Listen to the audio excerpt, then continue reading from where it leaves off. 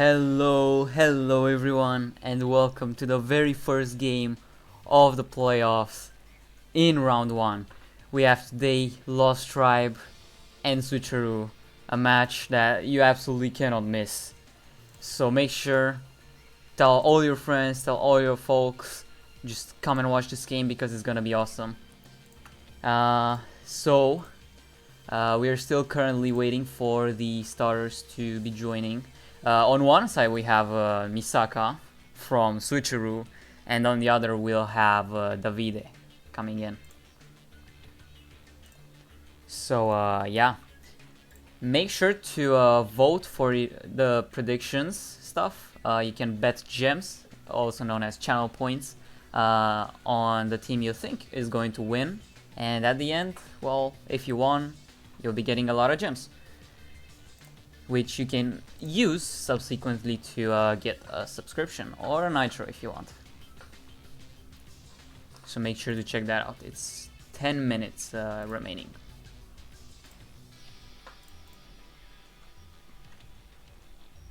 Anyway, so on one side of the rosters on Lost Tribe we have Davide as the starter, as mentioned. We also have You Got Wrecked, Peluche, Zenith, and Big C. And on the other side, on the Switcheroo side, we have Misaka as a starter. We have Uno, Sirocco-kun, Act, and Sov. So both teams rocking a very stacked roster, and I guess we're all excited to just join in and see the action. Let's go.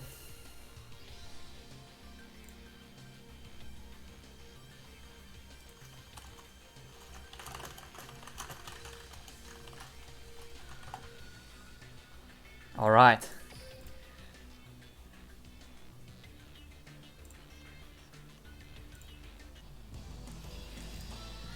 Yuma versus Yusei.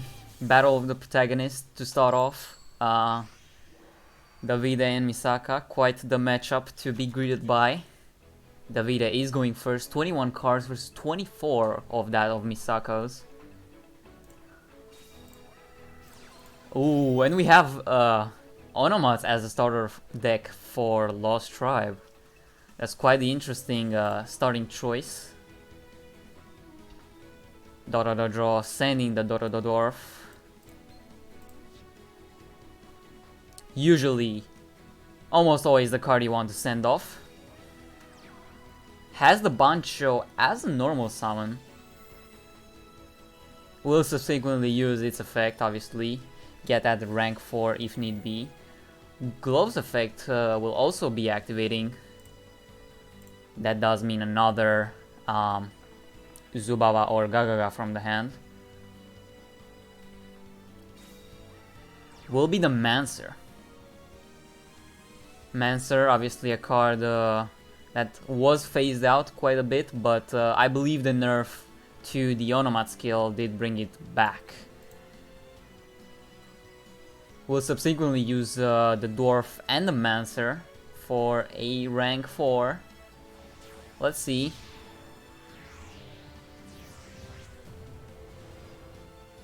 Number 18, Heraldry Patriarch will be, which is more than ideal if Misaka is running those Harpies.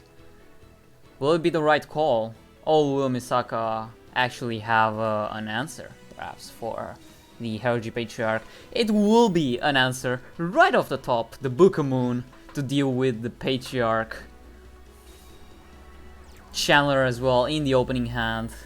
More than ideal for Misaka. Discarding the Harpy Lady one as cost, so can get the Feather Rest live this very turn. And yeah, this is it is going very well for Switcheroo to start off. Currently not game as noted, but it is looking very much in favor of Misaka currently.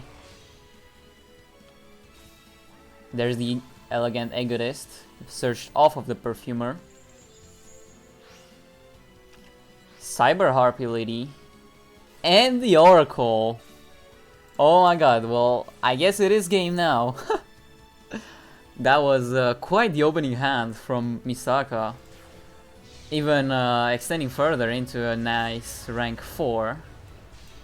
It will be the Spider, the Malevolent Sin. Just swinging for game. And that will be it for this. Okay, already announcing a repeat for the side of Lost Tribes. So once again, we will be seeing Onomats versus Harpies.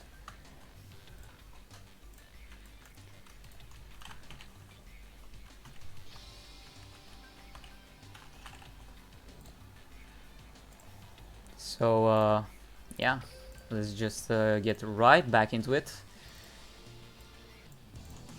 after I update the scores in a moment. Alright, so this time around Misaka will be going first. Let's see if he could be opening more than ideal. Onomat's preferring a lot to be going second. Alright, speaking of sponsored, this stream is sponsored indeed by the Forever Purge official trailer. We will be seeing that a bit later into the stream.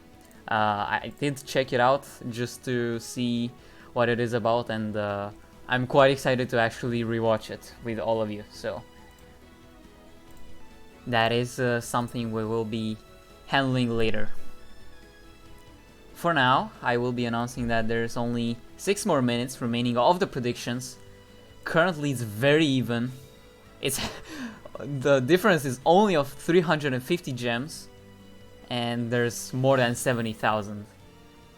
I spoke too soon. It's 100,000 now. Speaking of 100,000, Misaka surely must be in the 100,000 heaven after starting with a Chandler. But this card is the Hunting Ground. Usually not the most ideal hit, but it is seemingly not a card you want to open. Not just right now, but Onomats. Will be the Harpy Lady with 3 back row set. Pass. He's just like, can you play? Can you play through this? I dare you. I just dare you. Davide, 5 cards in hand. Onomats, we know they run Trunade. We know a lot of them dropped Sister for the Trunade. Seemingly doesn't have it in the opening hand, but does have the draw. Go Cyber Dragon Core. Go Cyber Dragon Core. Let's go, Drizzles. Tier 1 subscription, 8 month streak on the 10th month. Thank you so much. I'm actually curious if you're gonna see a Cyber Dragon in this match. But it is taking quite a while from Davide to do something. Automato play. The description is the older one. Now it says basically return 1 Zubabagaga and add 1 of Zubabagaga with a different name. And it can be used twice per duel, once per turn. Seemingly he did not open the Trunade. So yeah, once again kind of unlucky, but this time on his own side by not opening the card you really want to draw, as opposed to your opponent opening pretty much perfect in the first game.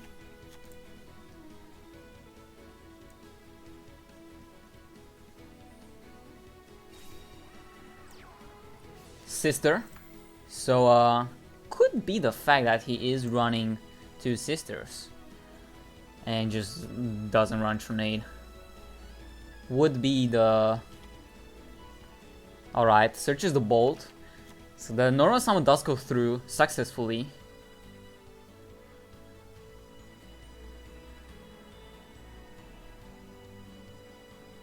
Is it going to be a random hit? Sister would be returned if Bolt would be activated by the Harpy Lady Cyber Slash. MST, destroy his own back row, trigger his own Harpy Lady. Is that set what I'm thinking of? Oh, it's not. It's the bluffed Featheress that was searched last turn, and Davide has the CC for the Elegant Egotist. Now, does he have any kind of follow-up? There's the wind! There's the follow-up needed. Wind. Gonna special summon the Onomatopoeia, which can in turn special summon a lot more cards from your hand. Bolt as well, that was searched. Destroying the Cyber Slash. There's the Bancho. Doesn't even need to use the Onomatopoeia effect. Can just also go for the Sister if need be. Damn. Would you look at that? 1, 2 bluffs with the MST actually not being that useful. We knew one of them was a bluff, but 2? Oh, reveals the Excalibur. The Prismatic Excalibur, actually. And it will be game. Davide seemingly clawing the win back from what looked like a very desperate situation. But the only thing desperate was actually the bluffed cards. That was quite a duel to watch. But once again, just like that, we'll be going in very soon into the next game. Misaka is already back onto the table.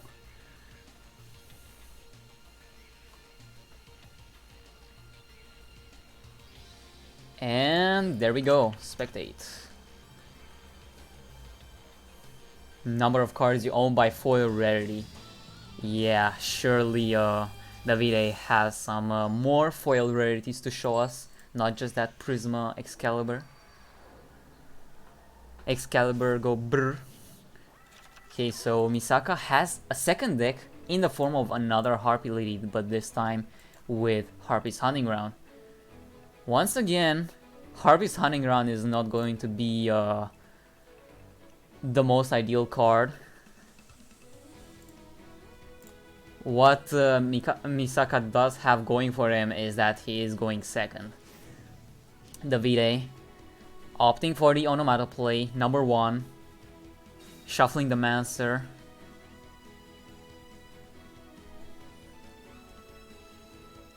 Soul casting Sus. Well, I actually wasn't planned to stream this game, but it was pretty much everything last moment and didn't want to bother anyone, I suppose. There's the Dororo draw. I missed what he actually added because I was reading the chat, but I'm assuming he added glove? Onomatopoeia? Can someone let me know?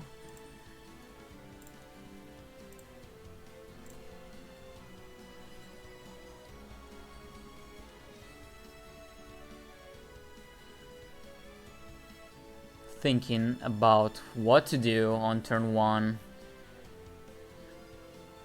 Should be opting for that number 18 once again. Right? Let's see what the Vita is going to be showing to us.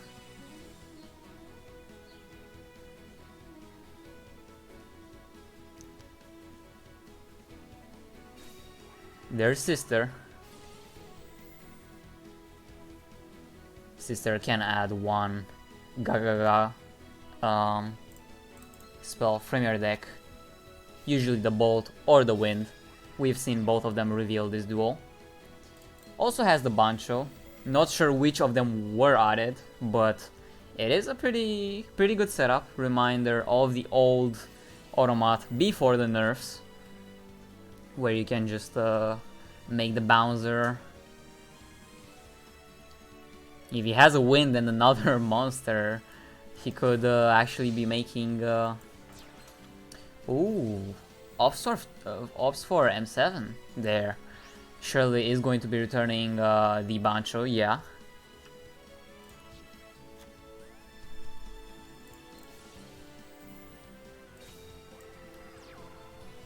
Special summons using the onomatopoeia effect to be going into number 18, what I'm assuming. Exit summon. Let's go. Number 18, Heraldry Patriarch. Very, very good card to use against Harpies. You basically disallow them to play. In short form. 2 XCs going first, that is a good point. Even though Dororo Draw was a pretty huge part in this, we do have to note that the Vide does have 3 cards in hand, and you don't often see that. He can also add a head next turn if for some reason both of his monsters would be gone.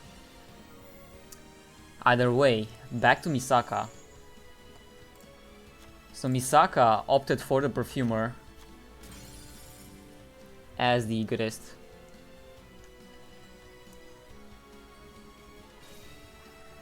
One set, 2 sets. Will we see a third? Of course we will. We know he added the Egotist. Could very well be face down.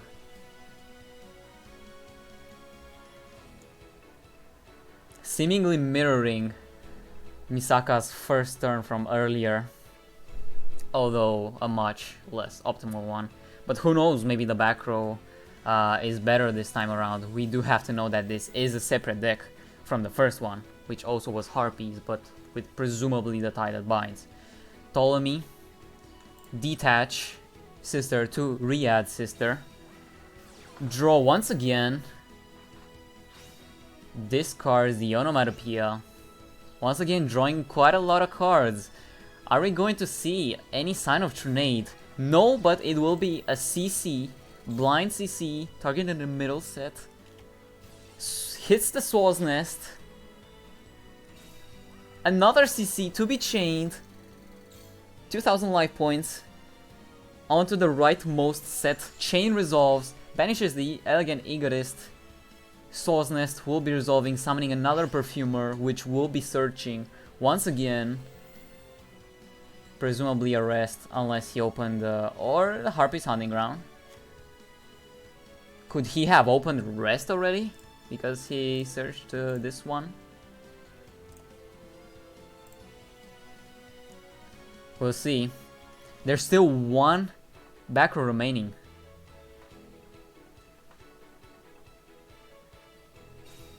Sister.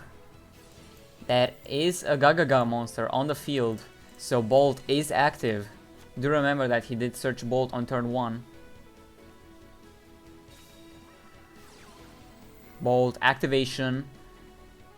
Will he just straight up go for the monster in this instance? Did he read correctly? He used M7 to detach sister and re-add sister.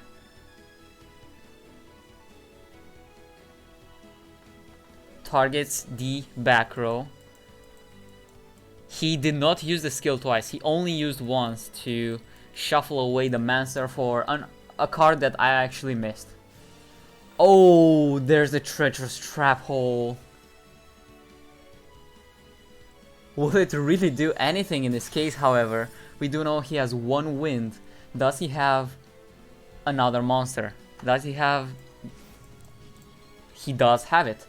The onomatopoeia enables that monster that can be special summoned by the wind to be pretty much anything you want. In this case, it will be the Bancho. Bancho effect from the hand, special summon itself. From the grave can... There's 10 cards in Yonomat's player grave, like, let's be real. It's pretty much GG at this point. Sister, make a rank 6. If it's another M7, it is game.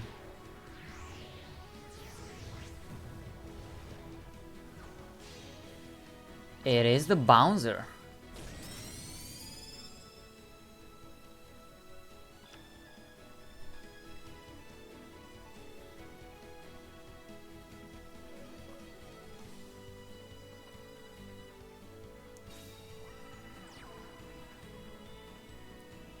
We'll be seeing the Chandler. Yeah, so Davide is pretty much confirmed not running to M7. Is M7 a hard once per turn? If it is, okay, it's not. So at least we know that. Chandler discarding the Oracle, and time is that time limit loss. I do not believe this. Davide. Why? Why do you greet us with the time limit loss in the first matches? You had that.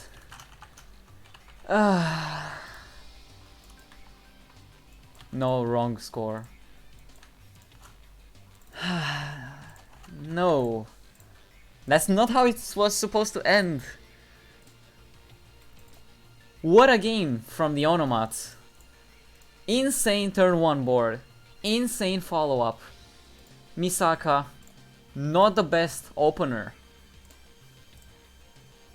Sadly, the only thing that could be stopping Davide there was the time. Oh no.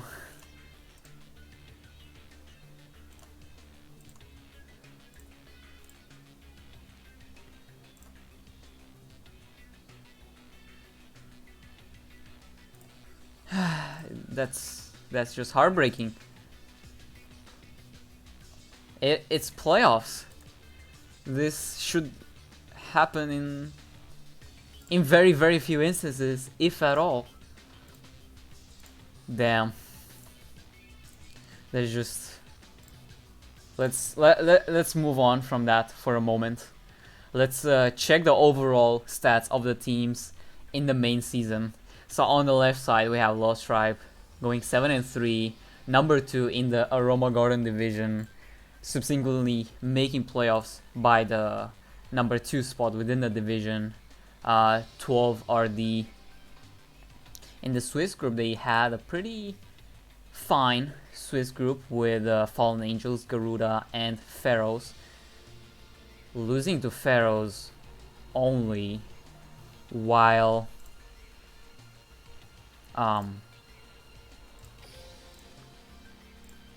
we are going into the next match, but I have no clue who's playing, because as you can see in the top left, there's Davide once again.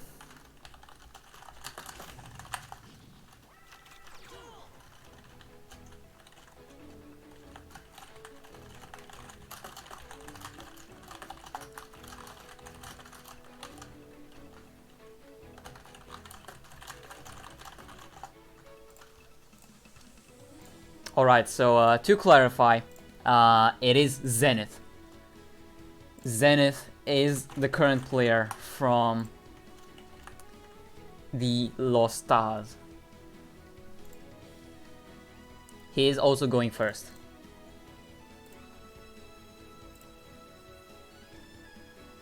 But yeah, let's forget for a moment that it is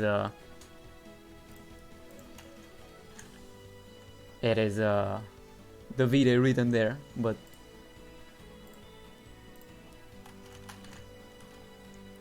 alright, everything got clarified, so we will be returning to the graphics once again after this match, after this duel. But let's see the turn 1 setup coming from the side of Zenith. So Sister, very good starter, as that one important card in your hand, which will be the Wind.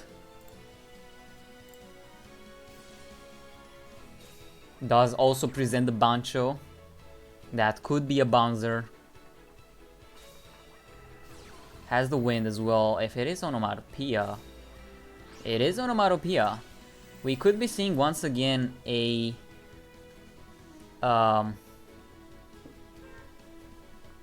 wait, can we? I don't think this setup would be possible without a dot or draw, but I'm not quite sure. It will be just the bouncer. Turn end. Misaka, 5 cards in hand. Show us what you got, pal. Any Book of Moons? Or rather, Books of Moon, I suppose. Any... Honestly, I don't know what other out could be. Swallow's Nest, I suppose, would be one. Even though the effect still gets negated, at least we get another Channeler from the deck.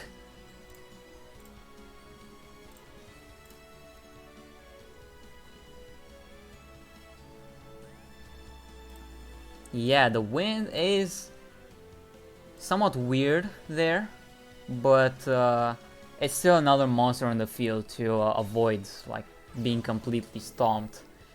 Chandler, after a while, he did manage to think about his turn, what Misaka should be doing, and once again, it will be a Harpy monster set 3 pass.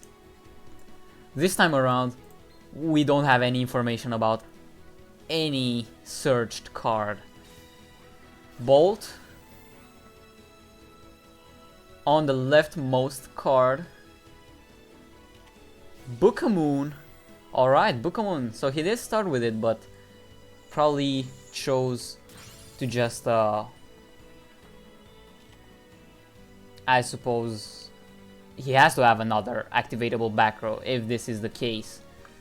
Or he just simply didn't have any other Harpy card in hand.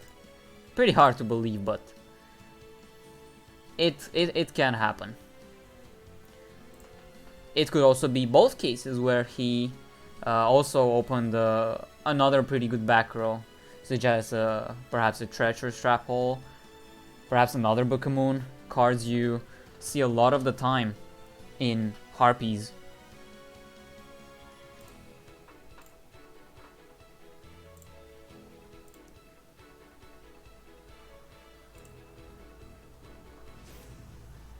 Auto play, shuffling the head.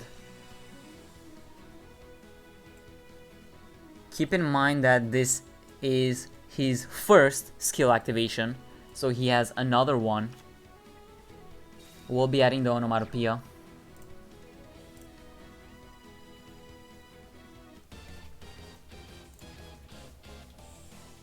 And swings into the TTH, Prismatic TDH. And Swallow's Nest. You cannot beat these hands from Misaka. You just cannot. No Tronate APK, no double CC luck like the Vide had in the past duel. This is just Harpy Lady 1 to avoid the monster from being destroyed and subsequently having a monster for Cyber Slash. Does he have a Harpy card in hand though?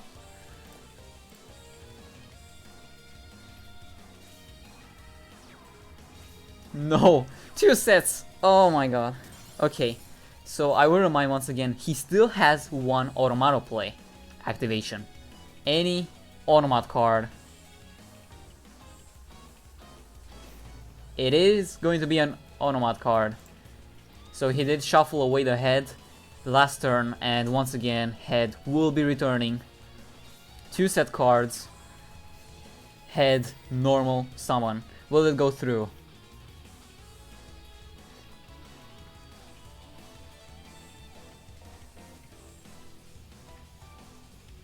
Goes in for the 2 level 4s in the grave.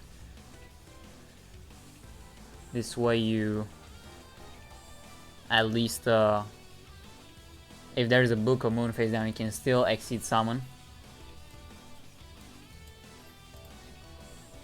But what do you exceed into? If you at all. These attacks have to go through. Zenith, swinging in with the head. Anything from the side of Misaka, or are those bluffs? Just like we've seen in the previous games, Misaka really not straying away from setting those bluffs.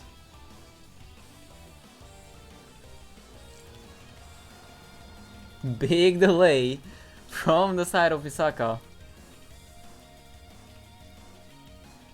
At this point, hope that you're not losing to time. Swing, goes through. Swing, goes through. And he's under 1000. We are seeing only 2 Harpy ladies. And has a perfumer right off the top. Oh my god. You cannot make this up. He needed the perfumer. He needed it. That was one of the only cards that could save him. If at all. Doesn't even matter what cards he's going to set, because this is just Leo through Utopia Ray. But he opts for the Cyber Slash, so most likely confirming that he's not playing Utopia and Utopia Ray, and just goes in for the Bancho. Let's see, will Zenith match the insane sheer amount of top deckiness that Misaka has? CC, alright, that would be returning one monster if Misaka chooses to chain to the CC. It's going to be the rightmost card. Book a Moon for the head, which will reset its level. Onomatopoeia to be returned. And just like that, you have no more Exceeds plays.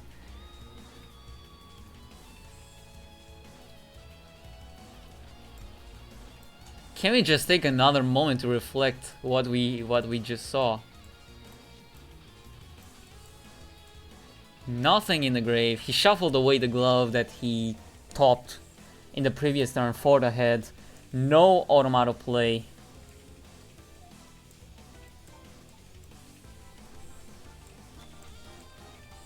That's just something else. There's just little words to describe what we've just saw. Sheesh.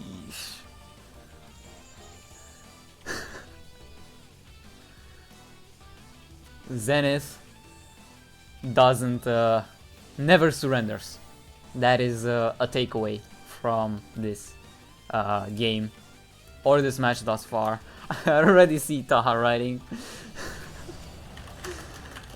Will we be seeing a repeat once again or not?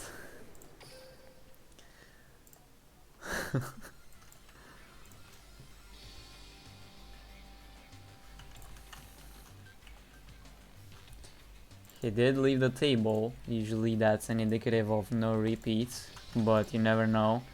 Okay, it will be another repeat. Both of them being used very early to combat Misaka's run with double harpies. Let's see.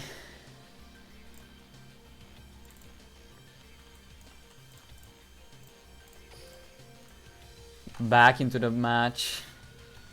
That was quite the duel. Misaka proving that he is actually Yami-Yugi in disguise.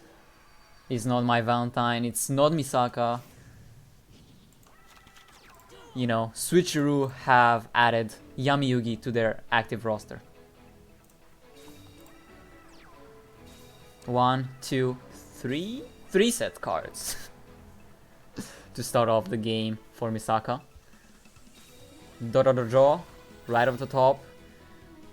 Are we honestly going to be see any Trunade from either of the Onomat players? We've only seen one sister revealed in both games. CC for the Chalice. Alright. Automato play.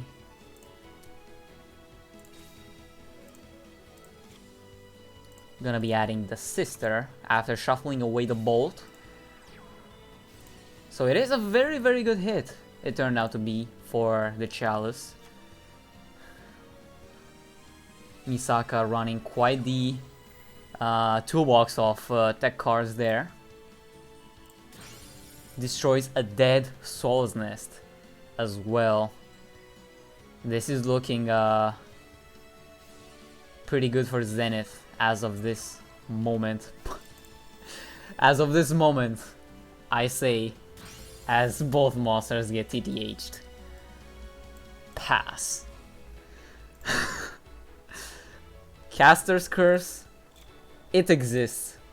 It exists and it freaking hurts. Chandler. Does he have a harpy in hand? He has the Egotist. Yeah. GG.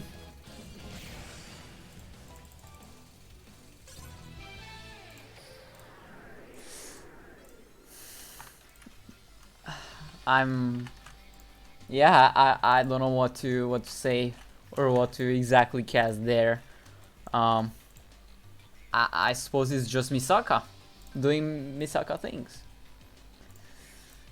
Speaking of Misaka, let's take a look once again at what I prepared for you there. So I spoke earlier that Lost Tribe did have a fair group in the Swiss stage of the league. Keep in mind that in weeks 1 through 7 you play round robin, so you play everyone in your division once, and in the Swiss phase after the 7 weeks you play you are repartitioned into 8 groups of 4. And Switcheroo, on the other hand, had quite a difficult group with BZ, Claw Clan and Supreme European Monarch, so they did have to win 2 of them to make playoffs, and even then, wait, it's wrong, one moment, was 10 against 9, not the other way around, but yeah, Switcheroo, in other words, had to win a lot more than Lost Tribe had. And yeah, they are here to show us. They are here to show us that they're here to stay. But yeah, you got wrecked. Next onto the table with, once again, an Onomat deck, most likely.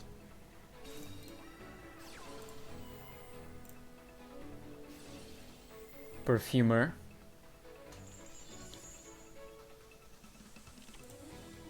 Why am I getting an ad about vaping? Who's vaping around here? I ain't vaping. But yeah, Perfumer, gonna be adding the Egotist. 1, 2, 3 set cards. Yep. Just the usual. It is another Onomat deck. I was joking when I said that it could be another one, but it is another one. Will it work this time? It is the third Onomat deck, but in reality it would be the 5th, thanks to the repeat. Draw. I'm gonna be putting that Dwarf Go Glove into the grave.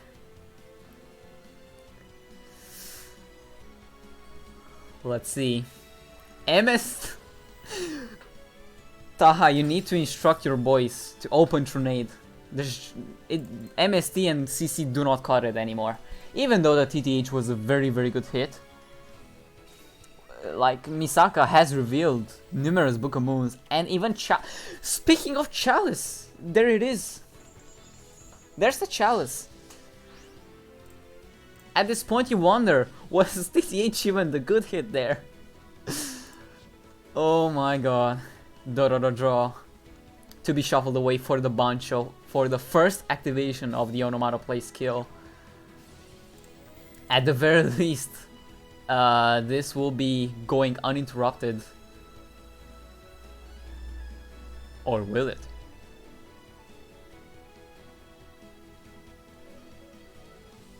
Pause, champ.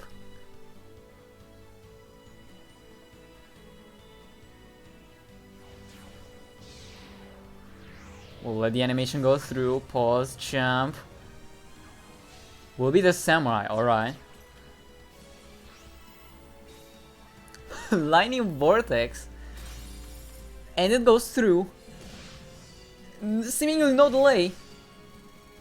And it's game for You Got Wrecked.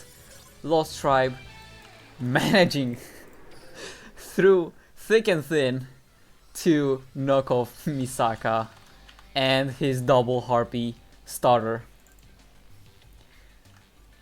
Wow.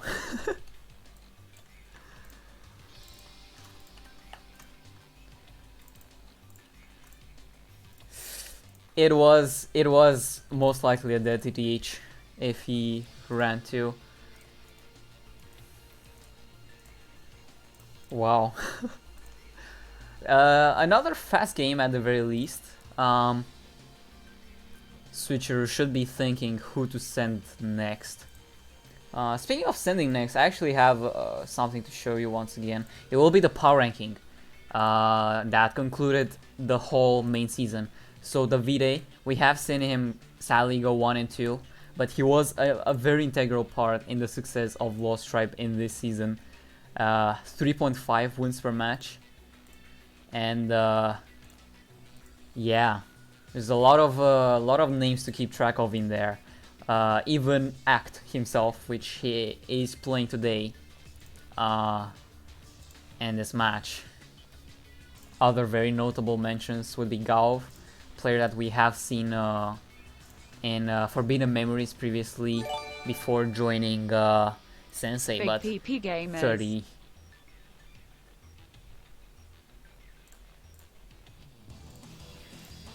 Thank you for the sub, Herf. 10 months with the Prime. Big PP gamers. You know it. Thank you for the sub there. So it will be Uno coming in for Switcheroo. 24 cards, going second. So You Got Wrecked, Onomat going first. Now it's going to be pretty hard to tell what to exactly do. You could take a few rough guesses, but as we all know, Yami Yugi is one of the default characters when it comes to a few decks, solely because of the Destiny Draw aspect, fixing a lot of the decks that can inflict damage on themselves pretty easily thanks to perhaps a CC or a mirror wall. And having that one card to effectively start up their whole turn.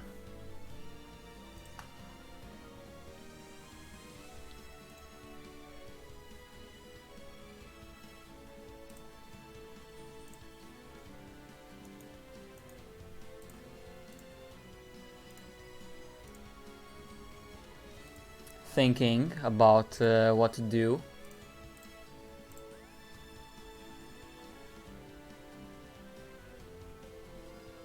Obviously matters a lot more in the playoffs to be discussing with your team what to exactly do. And Uno opted for Dirvara with 2 set cards. Will be the Fire King's counter for Onomats. Very rough matchup for Onomats. MST destroy the bluff onslaught, because why not? If the other card turns out to be something like an actually chainable back row, I don't know, like a Book of Moon, I'm going to be crying. I mean, no bias, no bias. Kick weight. So the draw, going to be sending in the Onomatopoeia, not the Dwarf. Keep in mind that he still has both skill usages.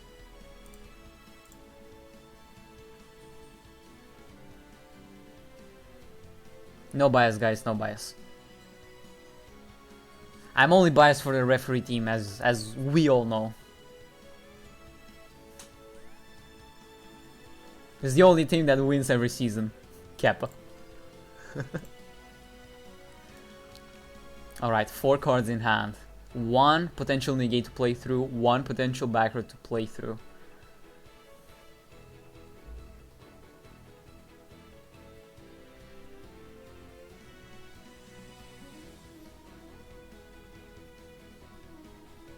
Once again, as highlighted earlier, it's much more important to discuss with the team what the best plays could be, and not just that, but what exactly could the opponent have. So there's one thing to kickstart You Got Wrecked's turn on a play, revealing the glove that he drew into.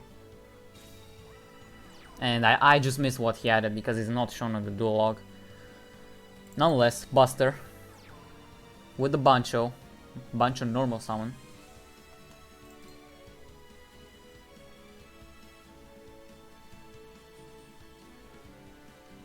Potential rank 4 there. Or not. Would be devastating if the set card would be a Treacherous Trap Hole. Not as devastating if it is a Book of Moon.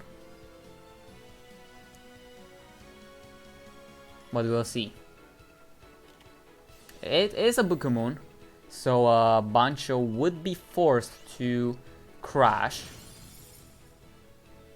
When will the Team Wars All-Star be this season? Usually it is around 2 to 3 weeks, I believe.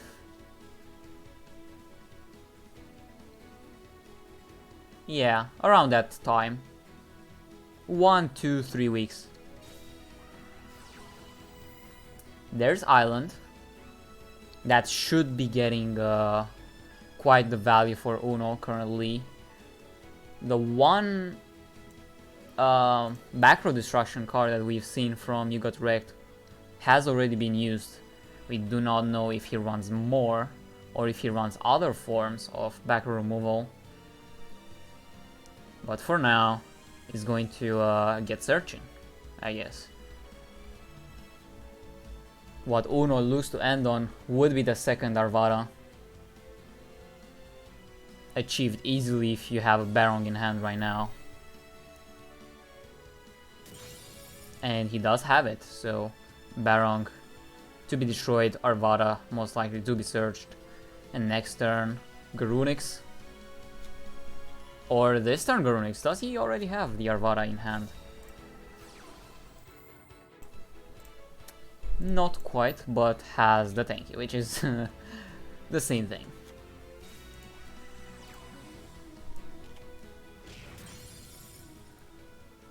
Barong now can add pretty much any card you want. Could be an Onslaught, could be another Island. There's the Onslaught. And yeah, well, now you know that he's got the Garunix. 3 cards in hand. Still one more activation of Automatoplay. Lightning Vortex. Discarding the Bolt. Arvada effect activation. Alright.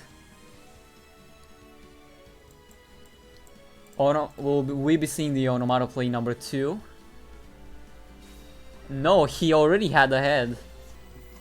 So, yeah, the summon there was not the best for Uno, and we know he has no hand trap, so this is game. This is just game right then and there on the board. Malevolence in, banish off the Barong, draw off with the head. Boom, just like that. Onomats slowly but surely displaying their worth. Slowly but surely.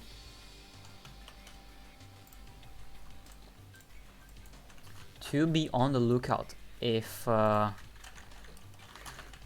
okay. Speaking of repeats, it will be yet another repeat from the side of Switcheroo this time around. So Fire King versus Onomats once again. Let's go.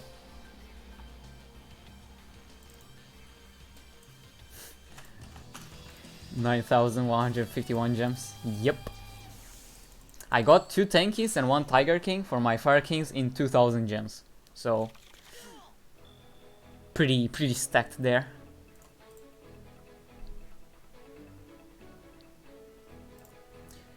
Yeah, but we knew both of his cards in hand, Nix. It was one Onslaught searched by the Barong that was destroyed, and the Barong that was destroyed by Island, so the card added was the Garunix. So Garunix and Onslaught were in his hand. Alright, this time around he does have a better starting hand with the immediate Island, the immediate Barong, the immediate Garunix, and the immediate Arvada.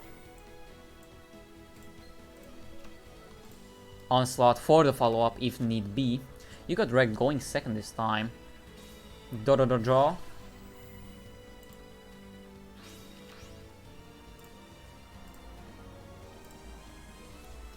Glove being the cost to be paid.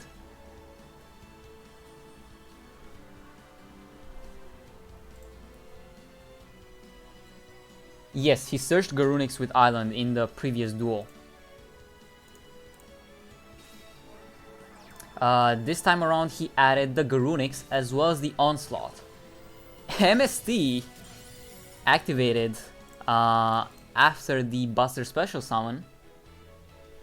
Arvada surely should be activating there.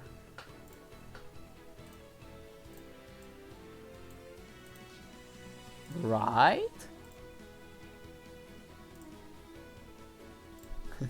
Now is he thinking, should I activate it now?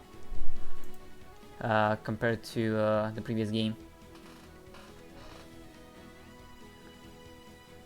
I believe so, Rezi, but I'm not quite sure if... No, I believe Samurai would also be game. I'm not quite sure what was in the grave though. If he special summoned 3 level 4 monsters with the likes of Head and 2 level 4s from the grave, I believe it was lethal.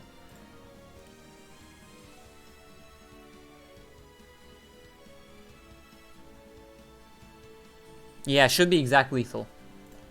Because there was a tanky on the board. So Samurai could not have swung directly into the Baron. Glove effect. Glove effect once again. Get out the Onomatopoeia. So looking very good for Uno there. You got wrecked. Uno has to get something out pretty soon in the form of a hand trap. We have Excalibur in the first place, which is a 4,000 attack beater, and we also have the Samurai with the Mancer attached to it. That's quite a lot of attacks there. Quite a lot of attacks there. Has to get has to have the Kiteroid, I suppose. Does he have it? No. There's a Kuribo. 1, 2. No Veil either. It is game. You got wrecked. Displaying what the previous players could not have due to some insane hands from both players actually. Uno knocked out very early. 4-4 back into an equalizing score line. Now it gets more interesting.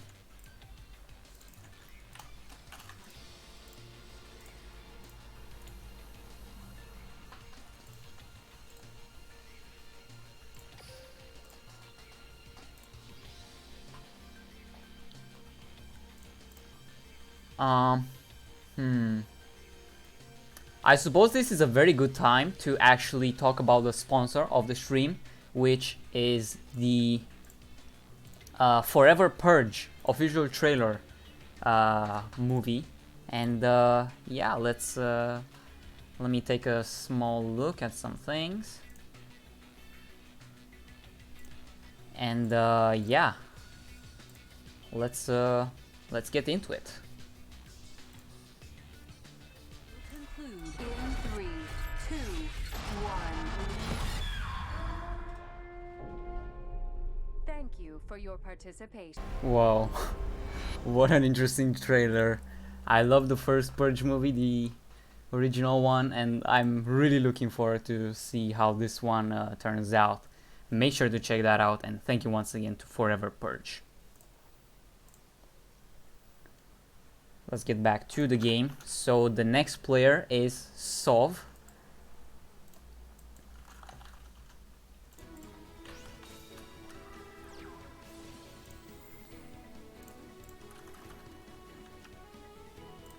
Who is playing Trimit.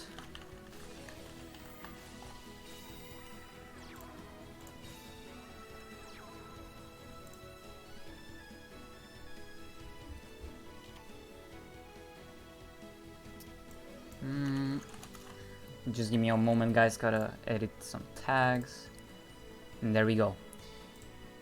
Thank you once again for the segment and bearing with us. Hope it was enjoyable. I certainly did enjoy it. And yeah, let's really get back into it. So, Sov opening very decent. Does run the light barrier skill. He activated a cruiser, normal summon the hunter. The cruiser ended up discarding the king golem, and with the fortress ended as the field spell, he added the master from the cruiser. Onomato play, gonna reveal the head, shuffle it away for the sister. Correct, we have not seen CC in this one. It is differently built compared to the others. It does run MST. Sister adding the wind. Already has the bolt, so that's a very good start.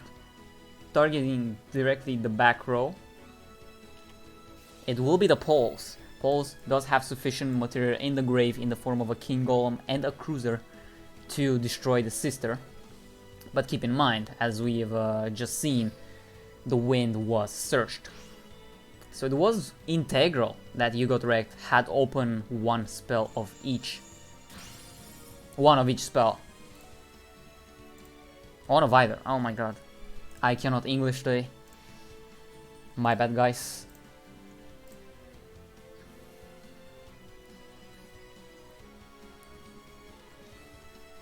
Fortress currently also has no target in the grave to add, no monster.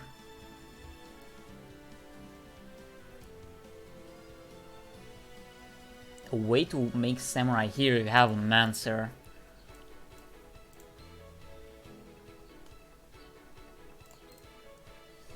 Yeah, I suppose he didn't banish the barrier.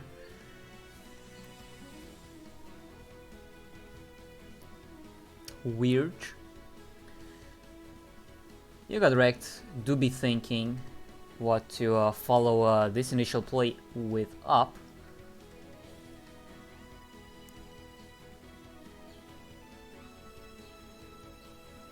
Yeah, as Hegelian pointed out, this is a very stressful game, I would say, not just for both sides, but I suppose really for everyone. It was somewhat back and forth, but also somewhat not. Like at every single duel you could feel the tension whenever Misaka, for example, set 3 pass. Or You Got Wrecked somehow, some way getting to that OTK hand. But nonetheless, the Buster will be a special summon to be followed with the wind. And in turn, the Onomatopoeia effect has the Mancer, actually.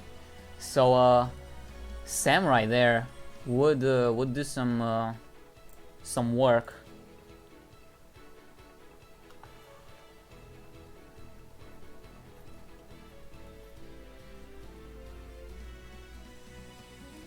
What are we going to see from the side of Sov though? Will be one swap cruiser.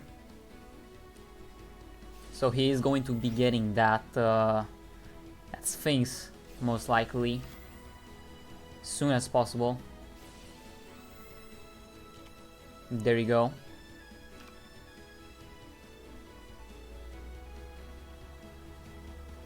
Three level 4 monsters on the field. Mancer providing just a slight attack boost.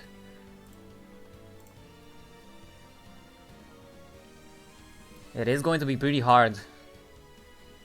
There's also King Golem you have to consider. Basically disabling effects. Excalibur. Alright. That could do some things. let me quickly do some maths.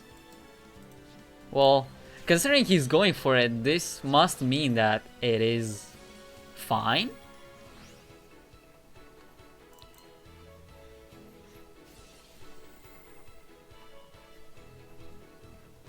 Let's see.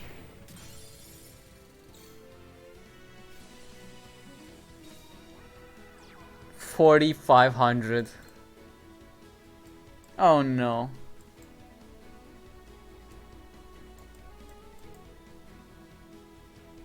Would this be one of the reasons as to why he chose not to banish the light barrier? If King Golem were to be destroyed. Well, could have also just kept the King Golem, but I suppose this is another attack boost. But still, this is really not looking very good for Reg there. We have to know that he does have one automatic player remaining. Just has to get a top deck there into any Onomat card.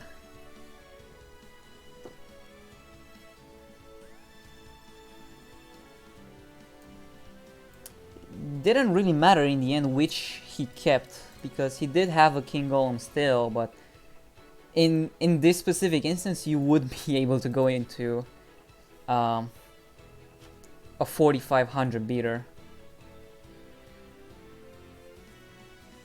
Up to even 5,000 if need be, if this King Golem ends up in the grave. That is an interesting pass.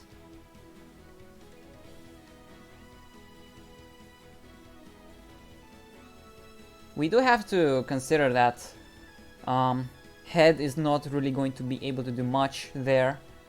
There's two pretty much dead Exceeds monster on the field. One set card even.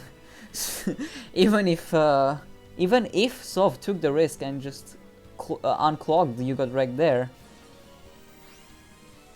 we probably couldn't even have seen the head there.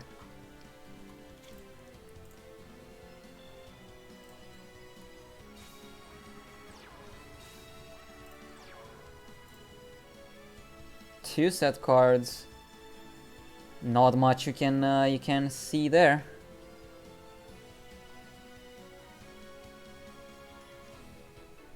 He has to go for it at some point though.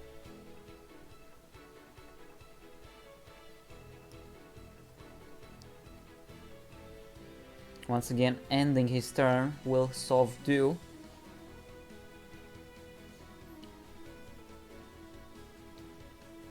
You could say maybe it was fine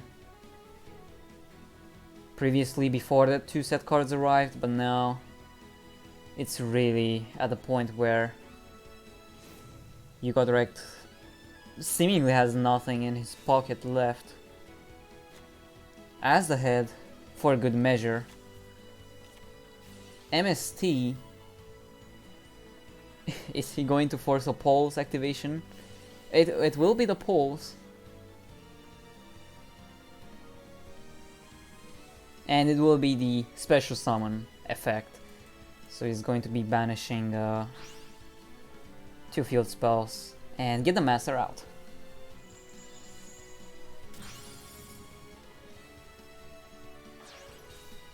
head effect, but at this point it is a level 6 Mancer, not much you can do there.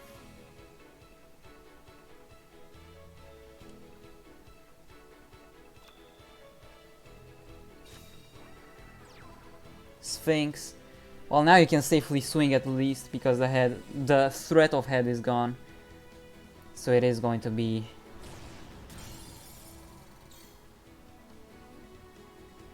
just a little more convoluted.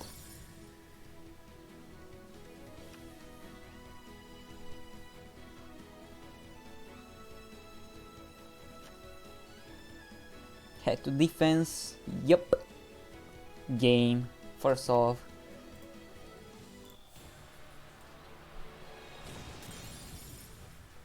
And there we go. So took us a little to get there, but Sov did manage to finally end you got wrecked attempt to come back.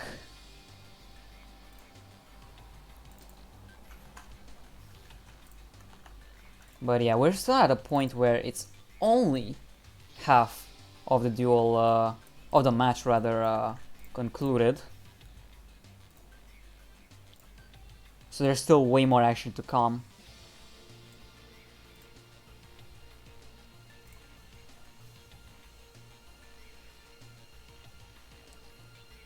Hopefully everyone is doing fine on this very nice day of Saturday. As we all know, the day to watch Team Wars, especially round 1 playoffs of Team Wars. So make sure to share it with your friends and whoever you think is interested in watching this. And let's get back to the game.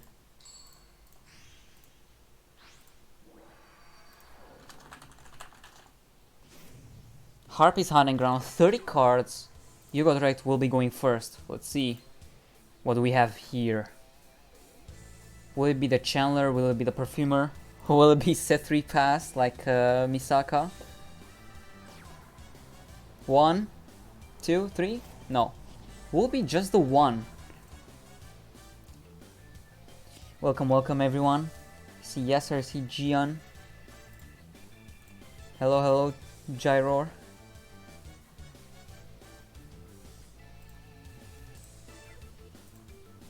Yeah, it is interesting to know, finally a non-onomat from the side of Lost Tribe, even though let's be fair, they did repeat 2. They finally managed to get rid of the Harpies for now. The very clutch wins that You Got Wrecked had against Fire Kings really cemented just that slight bit of talk of Lost Tribe potentially coming back. Nonetheless, Cruiser with the Master. Cruiser to be drawing.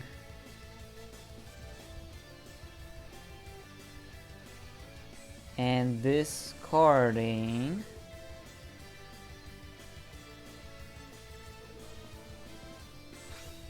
the Fortress. That does put 2 field spells into the grave for Pulse if need be, even though Master could also achieve the same, or another field spell could be achieving the same. Cruiser to be searching.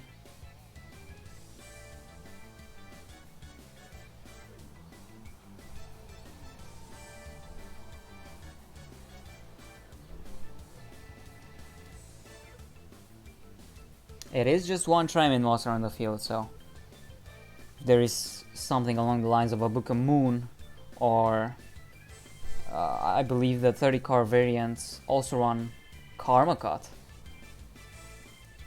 He could also be having that and interrupt the Master that way.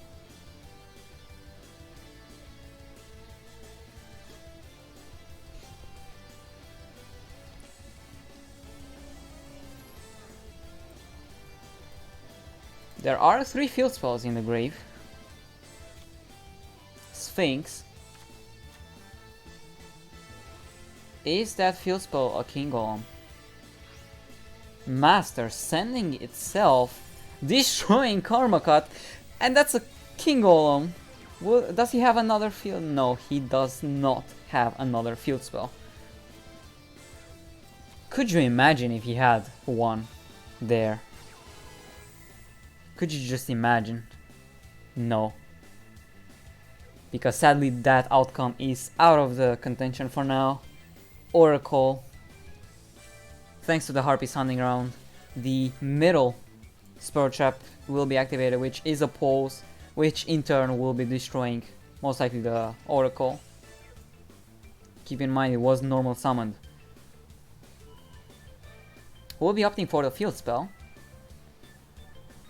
This just tells me he has something to be dealing with a potential second Harpy monster.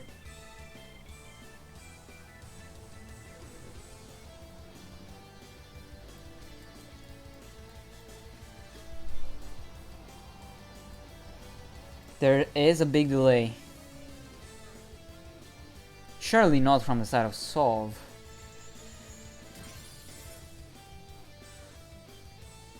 We'll be destroying the Harpy's Hunting Ground as targeted. Not opting to go for the Oracle.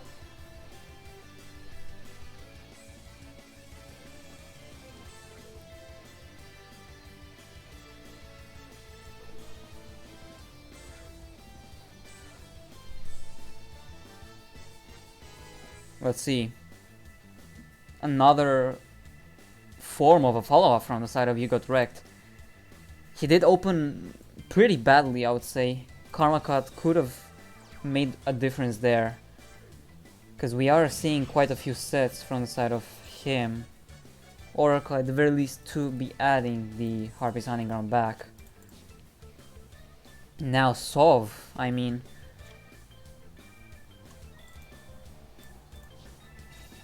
Hunter right off the top is a pretty good top deck. Entering straight into battle. Does You Got Wrecked have anything to activate? He has to do it now. There's a Swallow's Nest. Will it be enough though?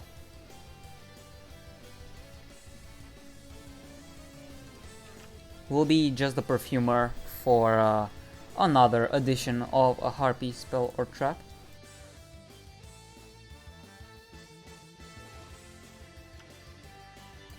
In the form of Egotist.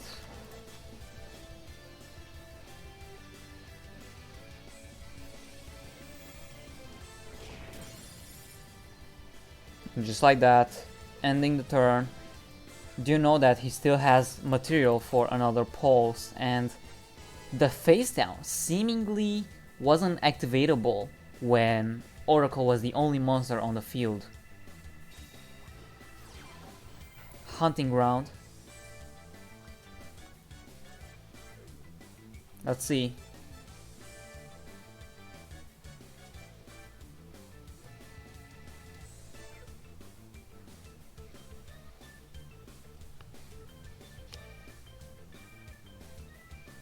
Hunting Ground is one of the key cards in this matchup for Harpies. Desperately, oh, well, not entirely desperately, but really much achieving the win condition there. Getting rid of the pulses, getting rid of field spells if there are no Triumph monsters on the field. And phase. I repeat, end phase from You Got Wrecked. He's confident enough with that one set. There is a fairly big delay, obviously, from the Hunter. Because now King Golem will be getting to special summoning that Sphinx in hand that we know he has.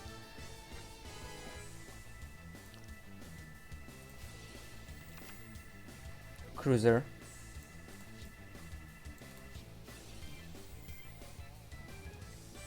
And there should be Sphinx coming onto the field.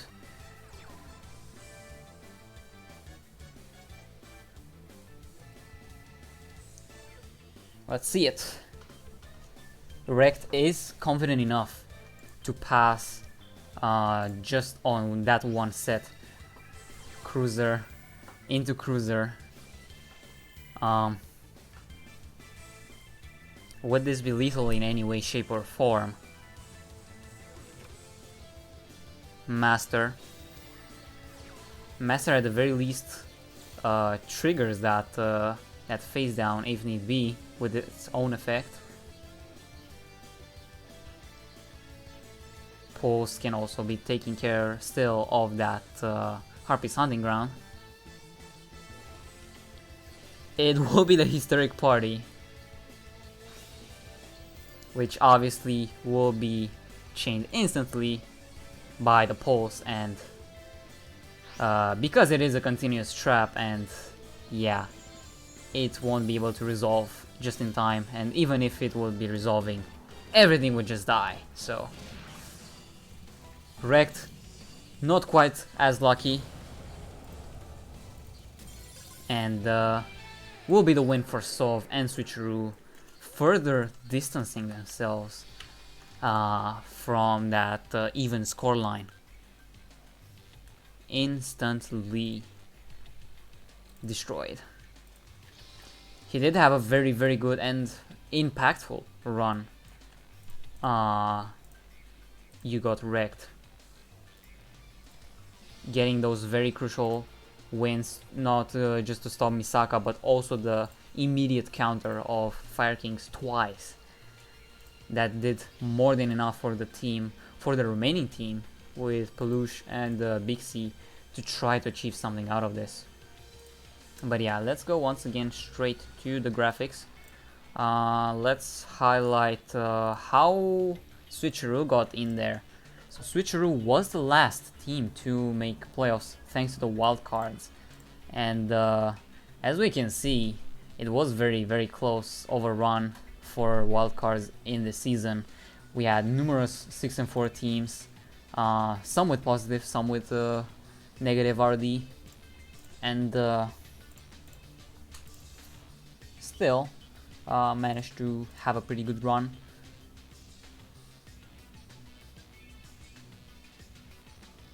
Switcheroo 4-3 in the regular season, and once again trying to look out for that win.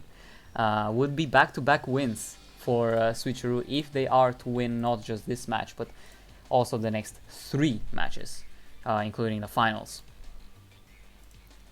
Lost Tribe is on the lookout to not just stop them but also prove themselves and show to everyone that they are a force to be reckoned with, unlike the previous season in which it just so happened that they didn't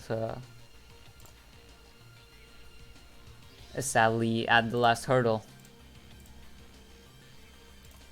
But yeah, that would be it for the wildcards, I suppose. Other notable highlights would be, well, not quite a highlight for X Factors, but X Factors having a very close record to just being the playoffs team instead of Switcheroo.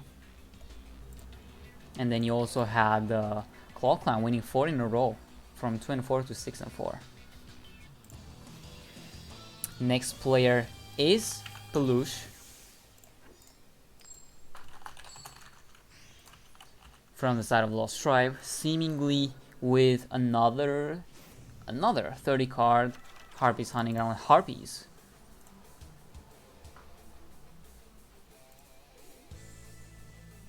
Let us see. He is going first as well. Hopefully would be opening up a better hand with at the very least a Harpy monster, unlike you got wrecked, sadly. Perfumer is a good start.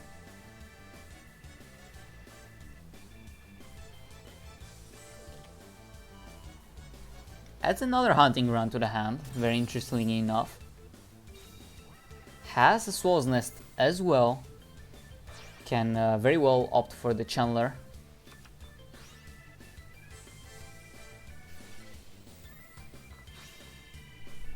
Discards Hunting Ground once again. At the very least goes for Oracle, which is able to retrieve it if need be. Well, if need be. Obviously, it is pretty much the only target he can get. Cyber Slash has the rest. That's more than ideal. Now Peluche is hoping to draw into at least one back row, especially in the form of a Bukamoon, because the follow-up would be there.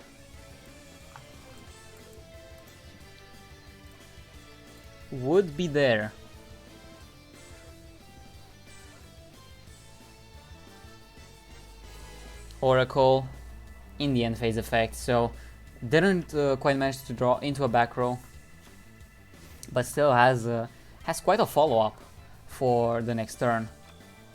Trimit's not very well known to OTK, so currently Cyber Slash is sitting as purely a wall for that to not happen.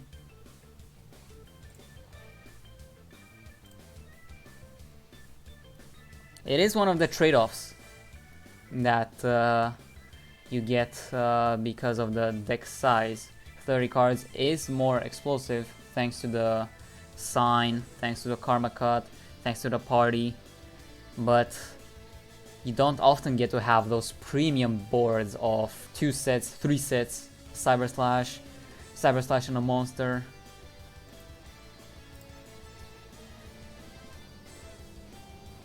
It's going to be down to solve for now. Light Barrier flipped face up, trying to bait Peluche, clicking yes to return his own Harpy. Keppa. 2 monsters and no other activation of anything. So for now, it's looking alright.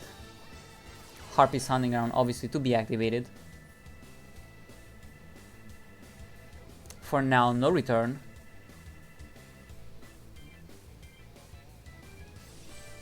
Oracle once again. That is a fairly good one to get currently, considering it is a special summon.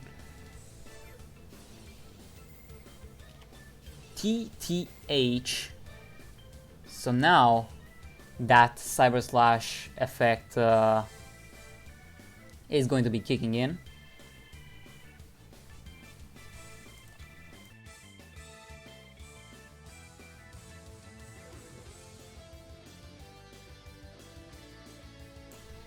Are we going to be seeing any Swallow's Nest, perhaps on the side of Peluche? Or just the Cyber Slash? To perhaps return the Oracle. Or a Trimit monster just as well. It will be that. Harpist to be destroying the field spell. That's GG, I think. Pretty sure. Because we did see another delay past the Cyber Slash. So it could very well be... Well, he did set it, and we know he has the Oracle in hand.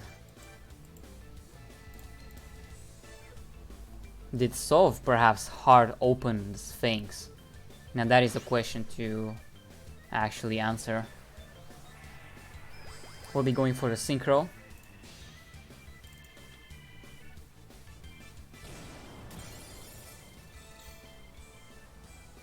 And no Sphinx activation, so it is fine for Peluche. Harpist as well, could be adding that Chandler perhaps. We know he has an Oracle in hand. It will be the Perfumer. And the Oracle with a follow-up, Feather Rest. So quite a few cards to follow up for Peluche. This should be Sov's last turn unless he turns it around on this one. Cruiser is a very good start.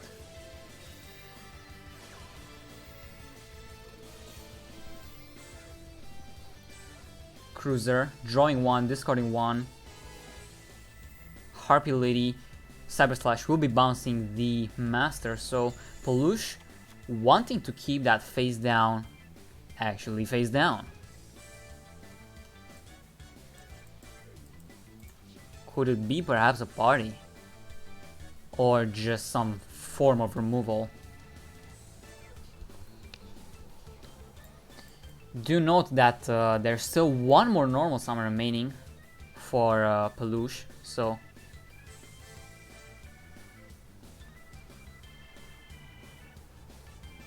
perhaps just waiting in case he has a TTH to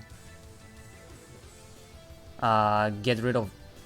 Well, no, because Master sends us cost, so he has to do it on the normal summon and hopes to discard the Master that he had returned to hand. Will be the Sphinx to be searched. He still has a normal summon, but does he have a field spell? Another field spell rather. No. He has only one set. It will be the Suicide Tactics. Sphinx. Two will be going in. Keep in mind you cannot activate any card due to the... He had to do it right at the start of the battle phase. And nonetheless, it will be the party, as alluded to earlier. That face down has to be something huge.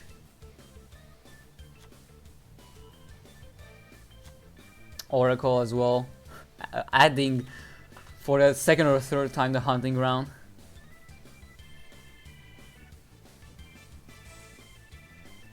Let's see. Is there any pulse? Perhaps. Well, if it was, surely it would have been activated by now.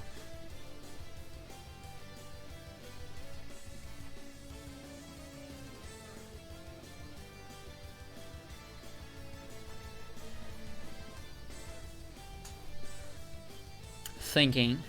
We know Peluche has spells in hand. Like, he just added the Harpy's hunting ground, and we also know he has a Feather Rest.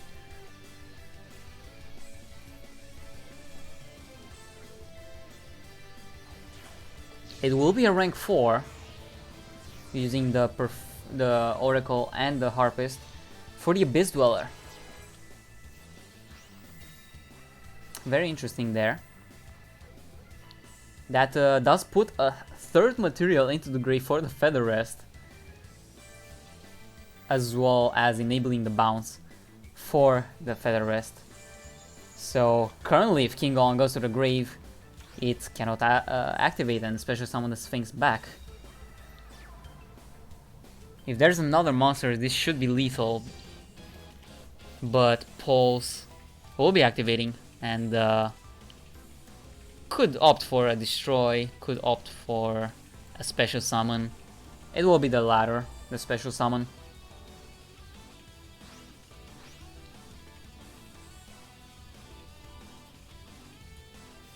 Will just be the wall master.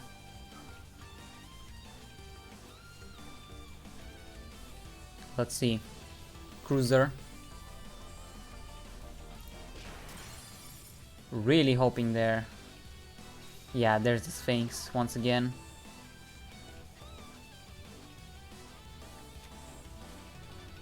Draw phase pulse? Nope. Should be more than sufficient fodder. Yep. There's currently 2 activations of pulse. Cruiser as well. Peluche probably not expecting for him to get a field spell right there. Adds a master for potentially the face down that Peluche has. It is the King Golem. King Golem could be ending the game there.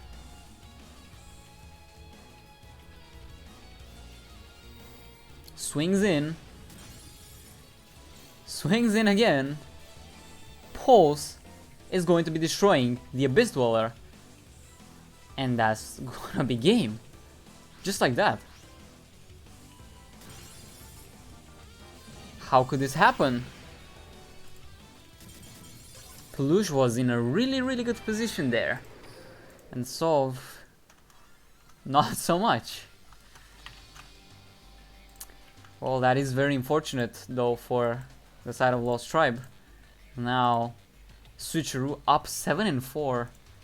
It is at the point where you're running out of options, a lot of options, and Switcheroo has more than available options.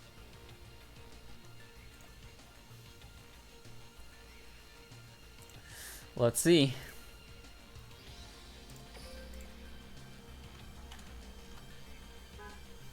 Spider, yeah, could have perhaps saved for just that slight moment. Let's see. 20 cards. Fire formation tanky, so it's probably safe to assume it is Fire Kings. Never mind. It's Luna Lights. Keep in mind, Luna Lights are one of the decks that were hit recently because quote unquote we want to sell you tanky if you want to keep playing Luna Lights, so buy tanky please. Okay, thanks. I called Konami and I quoted exactly what they said there. But yeah, tanky. Adding the Martin. And like King Golem could end the game right there. Because they are highly reliant on those hand traps. Luna Lights.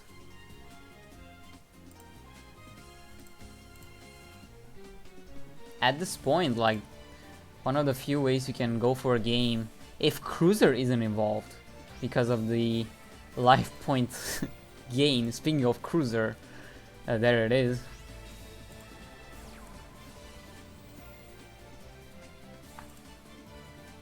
Yeah, overall it's going to be very hard for Peluche. Just those early repeats not paying off. Misaka, set 3 pass, and the rest is history.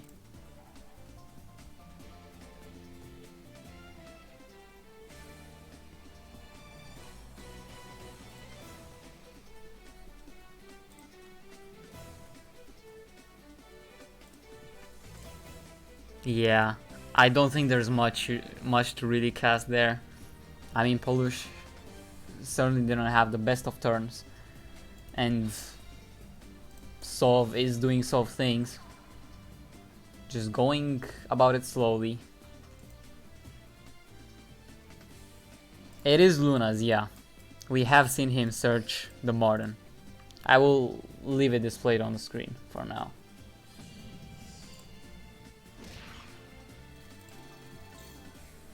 Not even a Veil.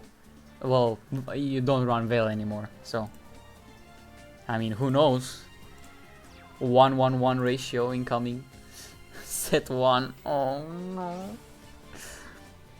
no. Just swapping for the King Golem.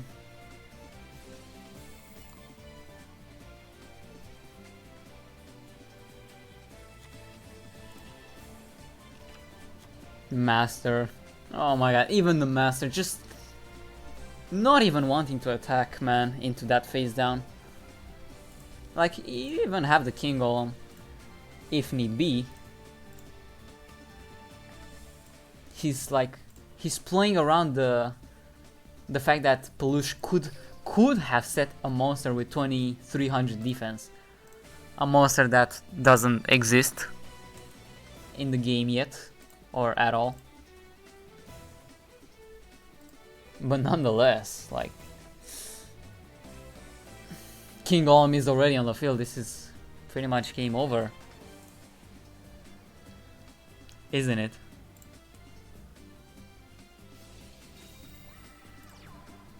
Hunter gonna get the Master out.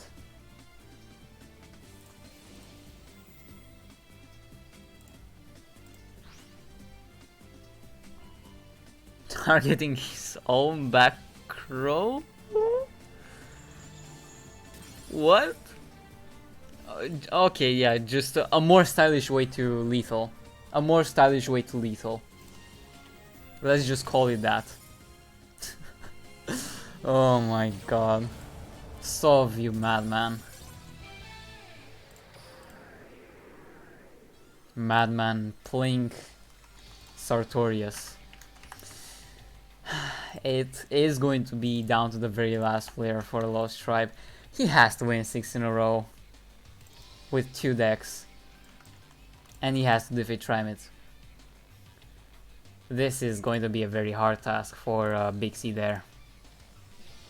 A very, very hard task, but not saying it's not impossible, but a very hard task indeed.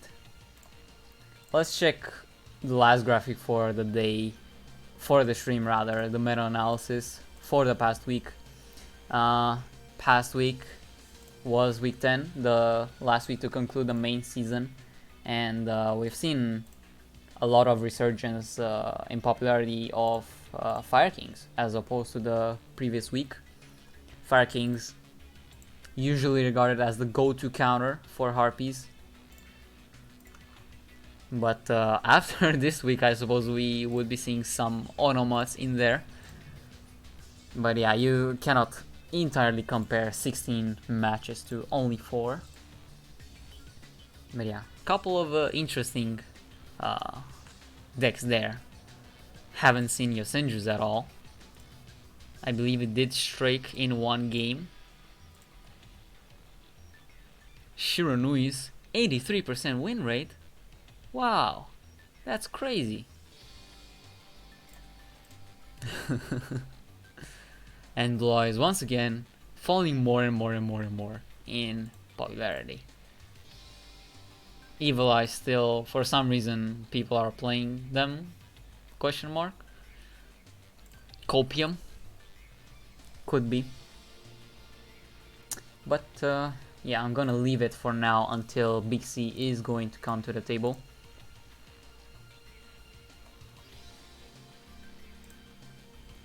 Just in case you would like to see more stats.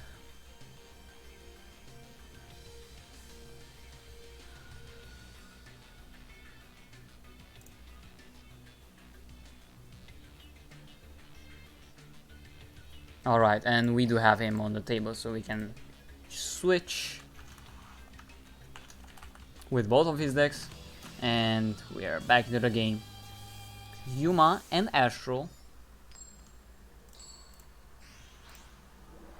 So to be going first.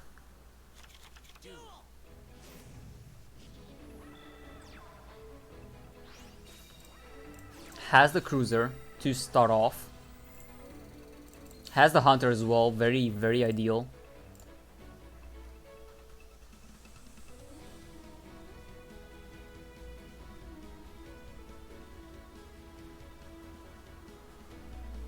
"21 cards from the side of Big C.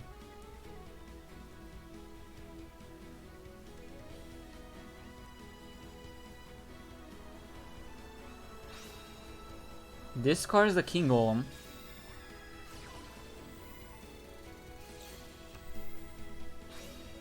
This card is the Treacherous Trap Hole. Alright, pal.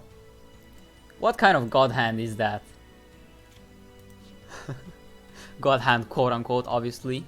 Because, I mean, he has to have the pulse face down. There's just no way around it. Unless for some reason he opened double TTH. We haven't seen 1 TTH, I believe, from the side of Sov. Or I believe we did in the very, very first game. But still, can you just imagine the sheer confidence Sov has right now after having went 4-0 with Trimids, nonetheless. Opens pretty well.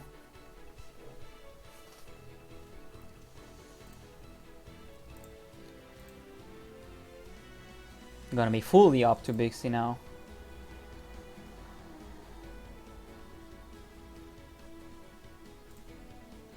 Light Barrier isn't actually useless right now because it enables Pulse to be active, and we are pretty sure that it is opposed face down.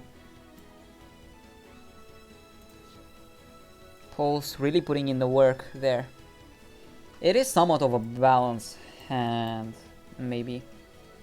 But then again, he drew twice with Cruiser, so.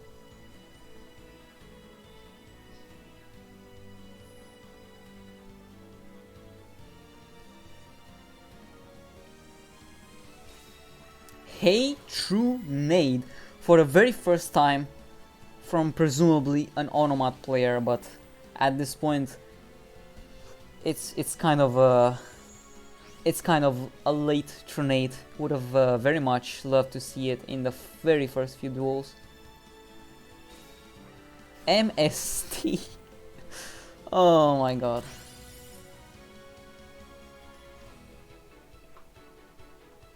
Well, now I guess you have some things to work with. You could have the Onomato play, but man, like, Sphinx is just gonna be there, no matter what you do.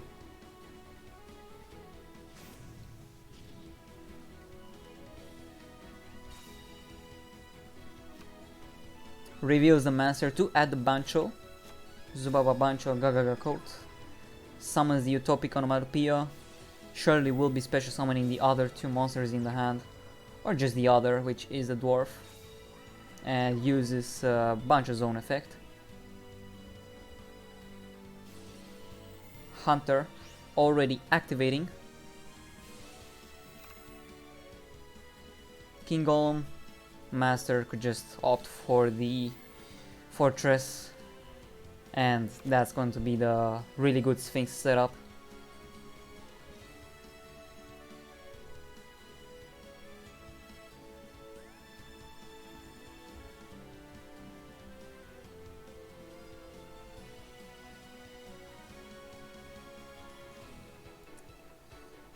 What can you really go into? There's just nothing. Is there really? Double Spider would have done something perhaps if Sov was to double field spell switch and summon Sphinx immediately, but Malevolent Sin to be coming down. Oh, it will target the monster that actually didn't field spell switch yet, but still that is not sufficient for game. That is insufficient. Would make Sov remain with 1600 life points. Oh, wait, if he has the Excalibur though.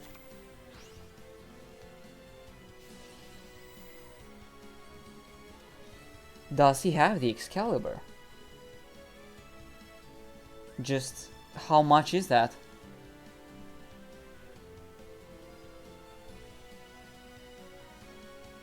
How much is this Sphinx?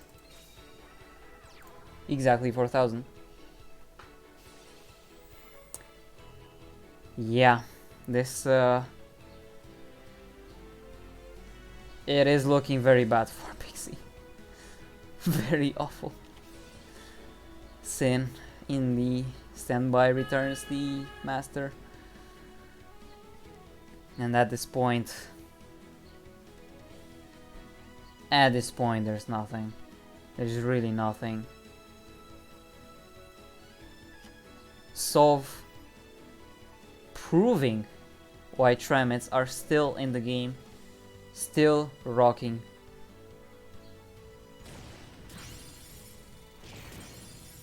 And the, I would say, gamble or strategy that Lost Tribe went out with in regards to a lot of Onomats didn't quite pay off. Let's see what the head is going to do. There is no Sister in the Grave.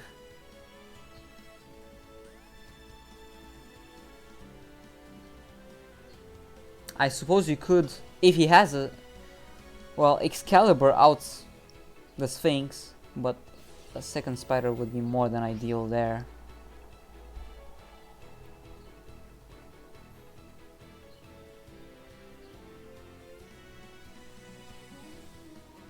King Golem.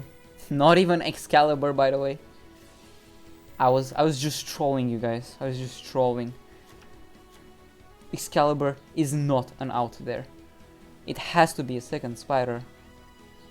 But we haven't seen a second spider from any of the Onomat players thus far. And it's just going to be game for Sov. It is match point for Switcheroo.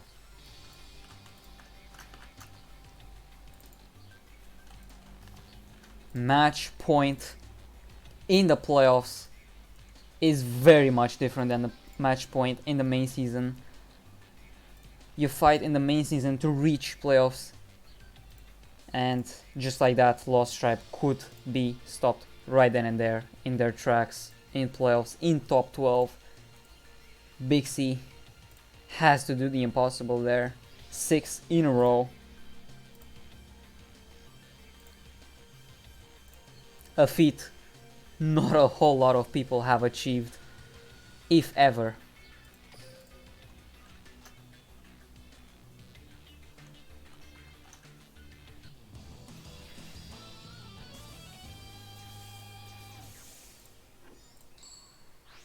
Sov going first and Big C.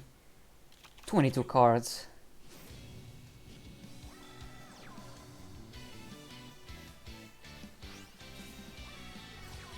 Speaking of the yeah, but the comeback wins rather Nif. Comeback wins are pretty cool to see, but 6 in a row, and Trimids are still alive. Alive rather. This time around, Hunter with the Master with one set, with at the very least a field spell.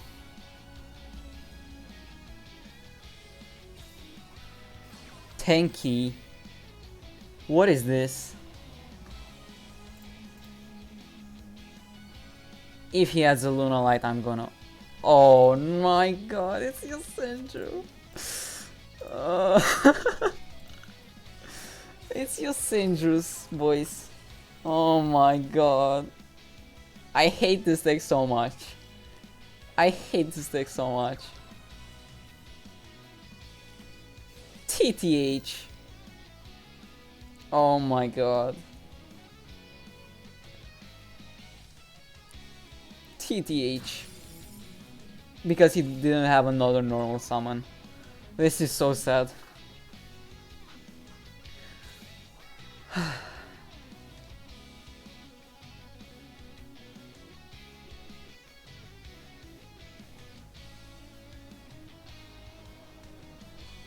I'm speechless.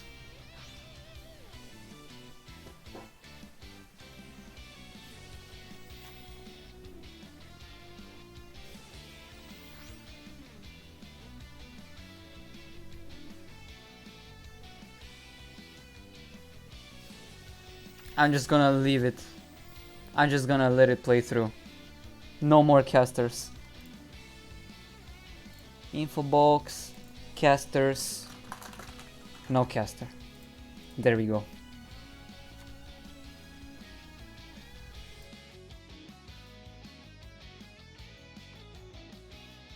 Okay, yeah.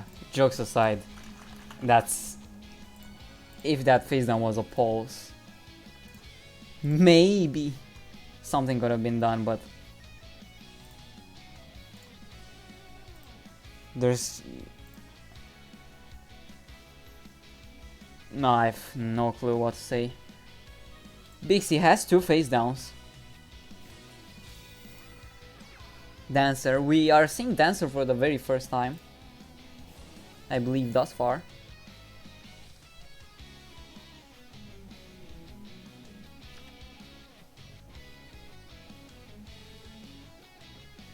Returns for the boost.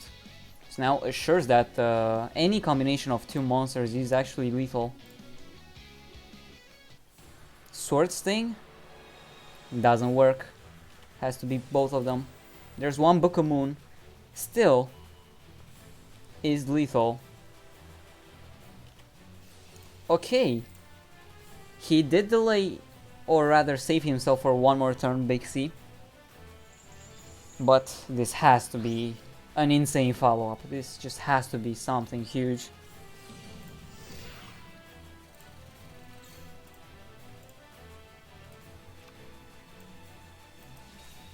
Tanky right off the top. At the very least, he gets to add any Yosenju monster he wants. If he has another in hand, maybe something could be done there. Let's see it.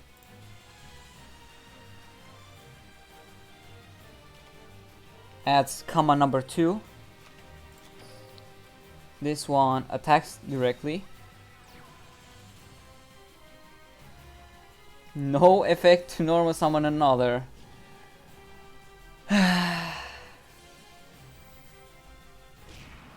Doesn't even want to swing directly. Can you even swing directly? Okay, yeah, for a moment I thought you had to have another one in hand. Yeah.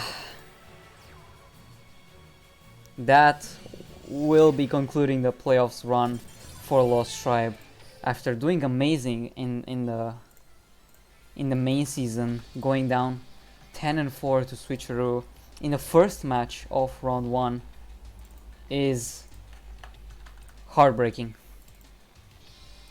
It is just heartbreaking.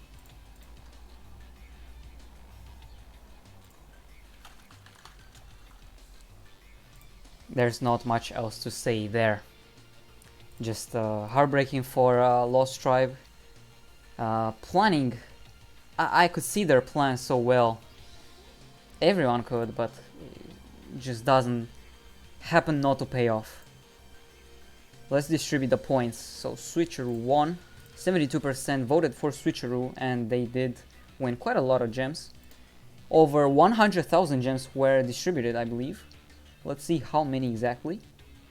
182k. That's a lot.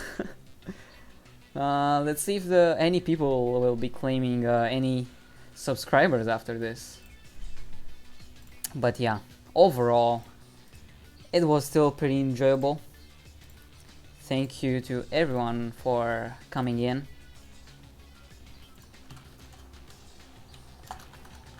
And we have an interview actually. It will be with... Let me...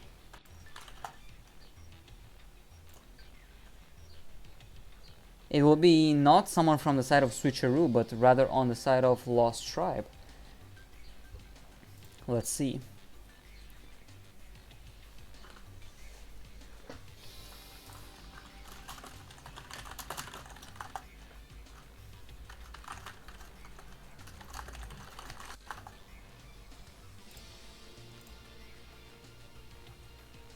Just currently waiting. Sit tight, guys. Alright. Hello, Taha. Been a pretty unfortunate war to see. Talk us more about what really happened with perhaps your lineup, maybe. We have seen quite a lot of Onomats. Yeah, I mean, first of all, congratulations to Switcheroo. They're the better team today. You know, and they deserve this win. So, you know, good luck to them to the remainder of the playoffs. I'm really happy with what we accomplished this season, going 7-3 in what I think is the toughest division. We've been counted out since week 1. We started 1-2, and we still through starting 1-2 won 6 in a row. And of course, last week we had an unfortunate loss, but coming into this war, we tested a lot. Anyone that doesn't think that Automat is good is stupid, and you don't play the game enough. You will literally see, if not later today or tomorrow, you will see within next week or later that Automat is one of the best decks in this meta. So anyone in chat that kept on questioning that, you're an idiot, and it's going to become very clear very soon. Other than that, I think bringing 4 Automat as we did was absolutely correct. We respected their lineup way too much, in my opinion. We expected Automat from them because it is the best deck for Team Wars this week and a top 2 deck in this meta in Team Wars. And again, like I said, if you think Automat sucks, you're a bad player. You don't know how to play this game. I don't know how to say it anything else. I don't want to be disrespectful, but you literally don't test. So, um, your team's probably going to lose this week because of that. But we lost today because we misplayed. Davida had an unfortunate timeout in the beginning. Uh, Obviously, game one, they had a 4-card combo to out our board. That's the only way they win, if they have a 4-card combo and a 5-card hand. That's why we lost. Game two, um, we we definitely, I think we won. And then game three, when it was 1-1, we had that game won for sure, but it was a timeout.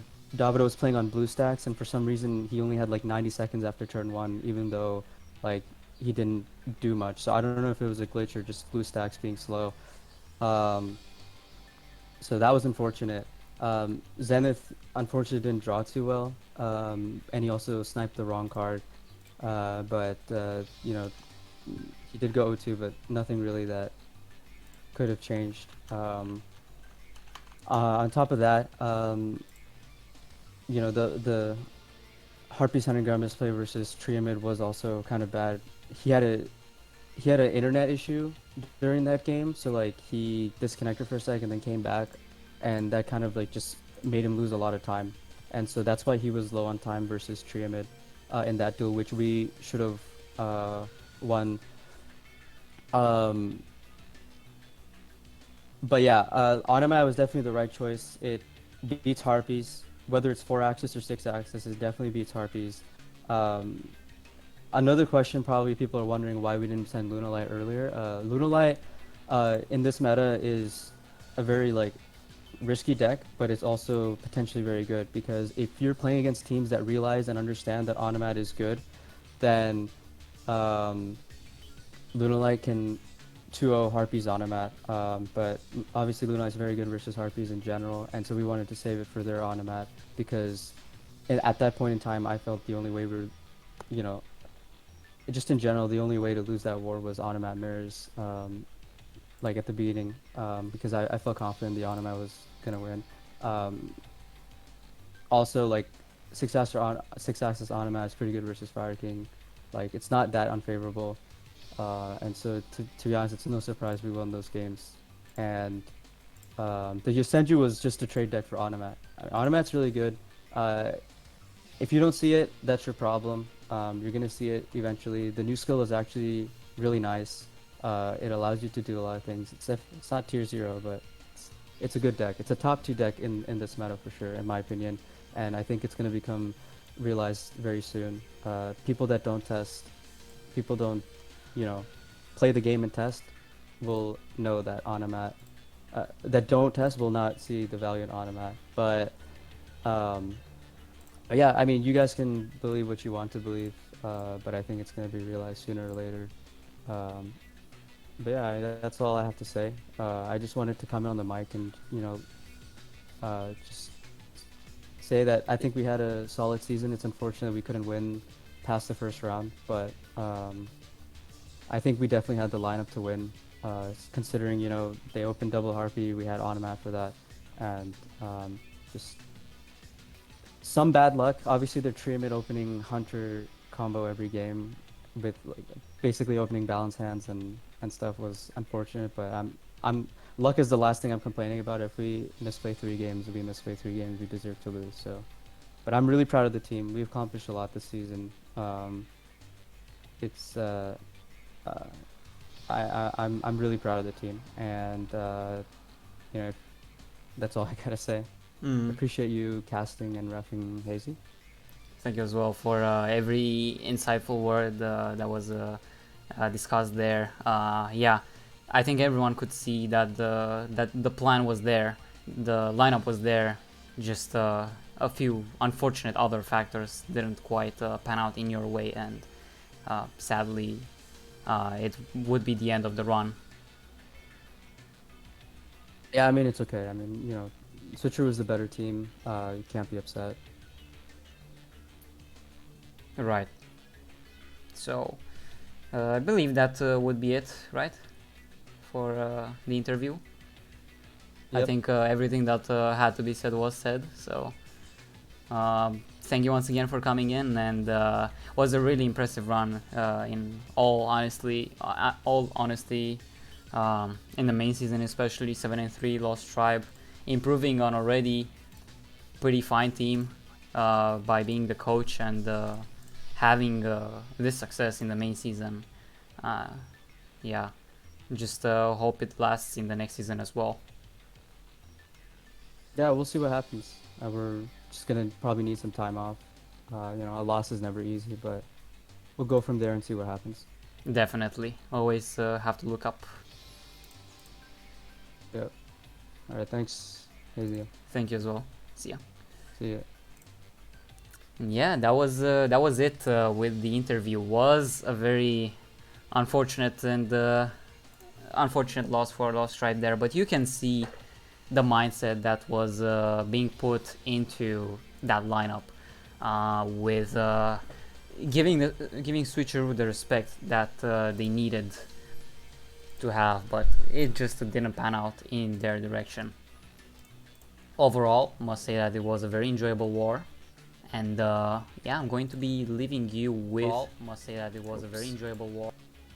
Wrong tab. And chat, I'm going to be seeing you later. You're being pretty mean earlier in the day. But yeah, last few things, make sure to check out the Discord, the Twitter, and the YouTube, especially in the bottom left corner. You have those commands. Make sure to input them and subscribe, follow, and join. And see you around. The next game is going to be at 4 PM EDT between Pharaohs and Tier 0.